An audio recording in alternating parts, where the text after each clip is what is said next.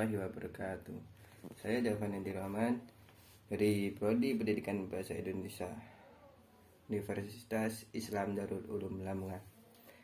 Di sini saya akan menyampaikan materi tentang teks cerita pendek pada kelas 9. Pada pemaparan teks cerita pendek ini saya menggunakan model Tabah, di mana model Tabah ini ada terdapat 3 tahapan. Yang pertama yaitu pembentukan konsep, yang kedua yaitu penafsiran data, dan yang ketiga adalah penerapan prinsip.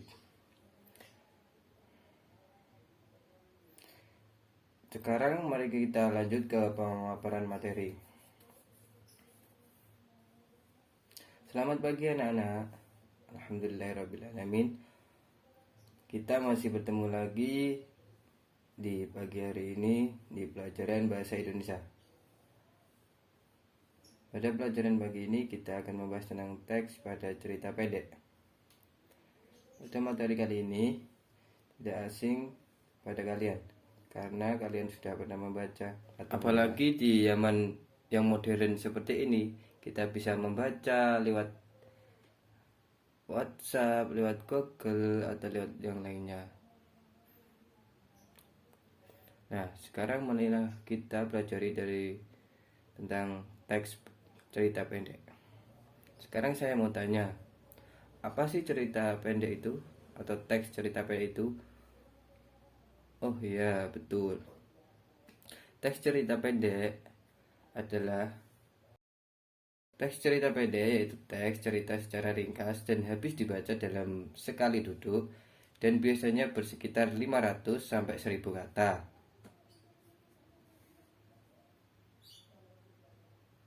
Sampai 10.000 kata.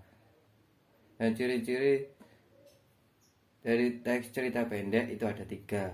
Yang pertama adalah maksimal 10 halaman. Yang kedua itu ada yang namanya perwatakan ditulis singkat. Yang ketiga juga habis dibaca dalam sekali duduk.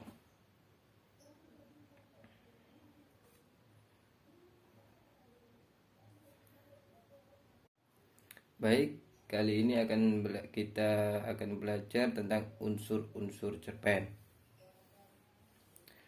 Unsur-unsur cerpen ada berapa, anak-anak? Oh ya, benar. Unsur-unsur cerpen itu ada 2. Ya, yang pertama adalah unsur intrinsik, dan yang kedua adalah unsur ekstrinsik. Apa? Yang pertama itu unsur intrinsik. Apa itu unsur intrinsik?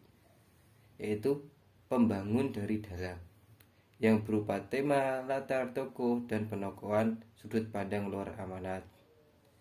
Yang kedua itu unsur ekstrinsik, yaitu pembangun dari luar berupa bahasa, latar belakang, pengarang, dan nilai yang terkandung dalam cerpen. Ya, jadi unsur intrinsik tadi kan ada yang namanya tema, latar, tokoh, penokohan, sudut pandang, dan alur atau amanat. Nah, biasanya pada tokoh itu ada tokoh protagonis dan protagonis.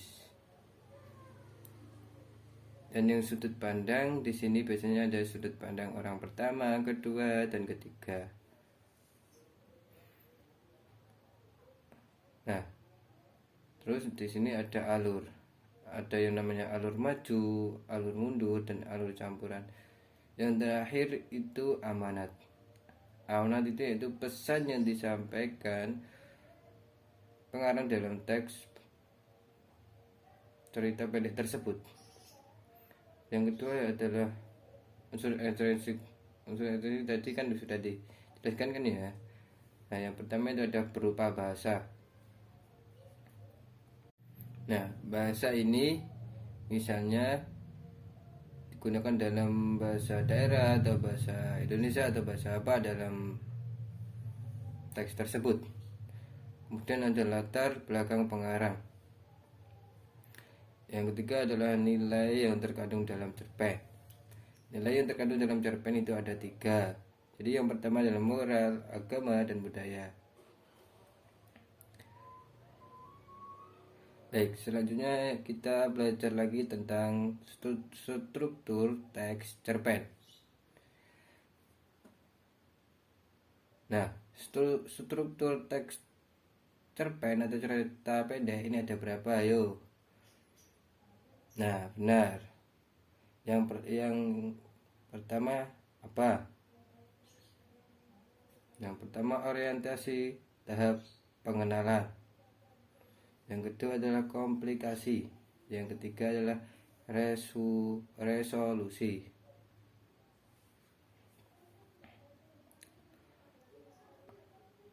Yang pertama itu dimana orientasi itu sebuah bagian dari teks cerita pendek yang berupa pengenalan tempat tokoh pada cerita tersebut.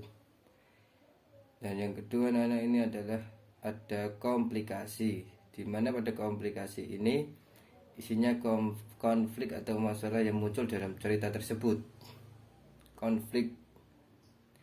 Yang ketiga adalah resolusi. Nah, resolusi ini adalah pembagian dari pemecahan masalah dari konflik cerita. Nah, sekarang saya akan membacakan sebuah cerita, nanti kita dengarkan bersama-sama. Suasana kebun raya Bogor dipenuhi dengan pengunjung laki-laki, perempuan, tua maupun muda, semuanya ada di sana. Saat itu adalah hari libur panjang sekolah, hingga banyak pengunjung yang pergi liburan. Mereka ingin menikmati suasana malam dan menghilangkan kejenuhan.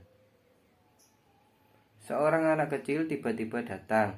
Dengan pakaian sederhana, ia menjajakan tikar dari plastik kepada para pengunjung ke pengunjung lain. Ia terus menawarkan tikarnya. "Pak, mau sewa tikar?" katanya pada Pak Umar. "Berapa harga sewa satu lembar tikarnya?" tanya Pak Umar. "Rp5.000, Pak," jawabnya dengan suara lembut. "Bagaimana kalau Bapak ambil Rp30.000? Tanya Pak Umar lagi. Gadis itu diam sejenak.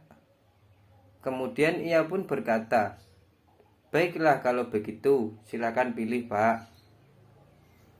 Pak Umar memilih tikar plastik yang akan disewanya. Dalam hati Pak Umar ada rasa tak tega terhadap gadis itu. Gadis berusia 8 tahun harus bekerja keras untuk mendapatkan uang. "Kamu sekolah?" tanya Pak Umar. "Sekolah, Pak. Saya kelas 4 SD, jawabnya. "Mengapa kamu menyewakan tikar plastik ini?" tanya Pak Umar lagi. "Saya harus membantu ibu saya," jawab gadis itu. "Kemana ayahmu?" Pak Umar bertanya lagi. "Bapak telah lama meninggal dunia. Untuk itu saya harus membantu ibu untuk mencari uang," jawab gadis itu pelan-pelan. Mendengar cerita gadis tersebut, Pak Umar merasa terharu. Pak Umar merasa kasihan terhadap anak tersebut. Dia ambilnya beberapa lembar uang 20.000, lalu diberikan kepada gadis kecil itu.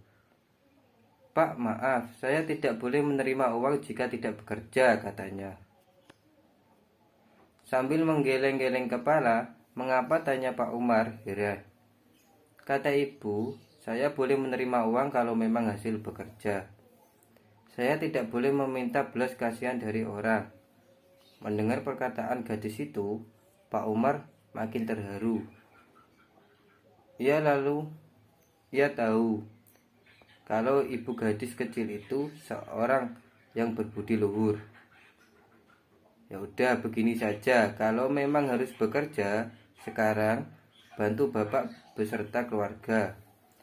Tolong kamu bawakan ranting ini. Kita akan makan bersama di bawah pohon yang rindang itu," kata Pak Umar ramah. Pak Umar dan keluarga menuju ke bawah pohon yang rindang tersebut. Mereka pun menggelar tikar plastik yang baru saja disewanya. Gadis kecil pun diajak makan bersama-sama. Kita analisis bersama-sama tentang cerita pendek tadi. Pada cerpen tersebut yang termasuk orientasi yang mana ya anak-anak? Ya, betul sekali. Yang termasuk orientasi adalah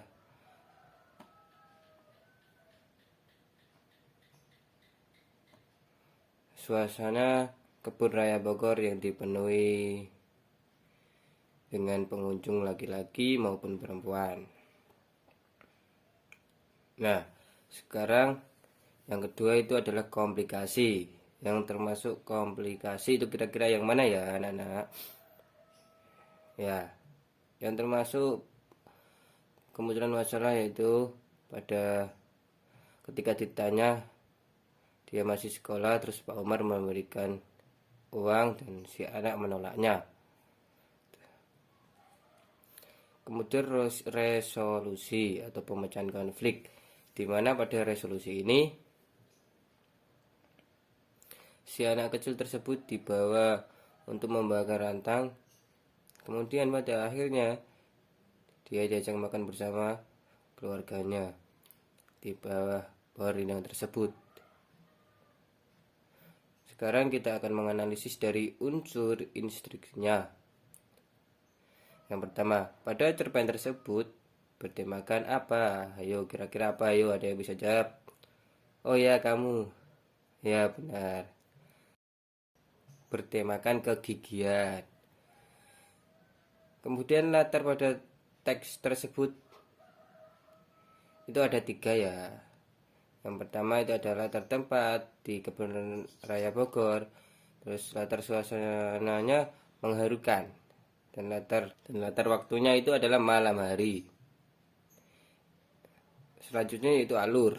Alur pada teks tersebut kira-kira apa ya anak-anak? Oh iya, benar kamu. Alurnya adalah alur campuran. Nah, selanjutnya itu ada tokoh dan penokohan. Nah, pada cerpen tersebut ada tokoh penokohan ada berapa ya? Ya, benar, sangat benar kamu. Yang pertama itu ada gadis penjajah tikar. Dia berwatak mandiri. Sedangkan Pak Umar baik hati. Nah, yang kelima adalah sudut pandang. Nilai sudut pandang pada teks cerita tersebut yaitu ada orang ketiga. Yang kedua adalah amanat. Pesan yang akan disampaikan pada pesan tersebut, bersungguh-sungguhlah kamu dalam mencari rezeki, namun jangan lupakan untuk mencari ilmu. Nah, sekarang kita akan dilanjut tentang unsur intrinsik. Unsur intrinsik dalam cerpen tersebut adalah ada nilai norma. Nah, dalam unsur intrinsik pada cerita tersebut adalah ada nilai moral. Nah, nilai moral pada cerita teks tersebut itu ketika anak itu diberikan uang tidak mau karena ingat pesan orang tuanya. Yang kedua adalah ada nilai sosial. Nilai sosial pada cerpen tersebut adalah Pak Umar berusaha memberikan uang namun dengan cara menyuruhnya untuk membawakan makanannya ke bawah pohon rindang. Nah, sekarang kalian kan sudah dapat menganalisis baik dari struktur cerpennya maupun unsur pembangun cerpennya. Sekarang saya memberikan tugas kepada kalian semua untuk membuat satu cerpen aja. Cerpennya bebas. Bisa bertemakan apa atau keindahan alam, terserah.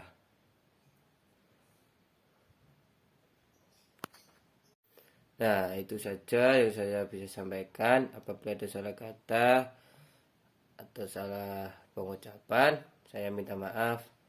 Assalamualaikum warahmatullahi wabarakatuh.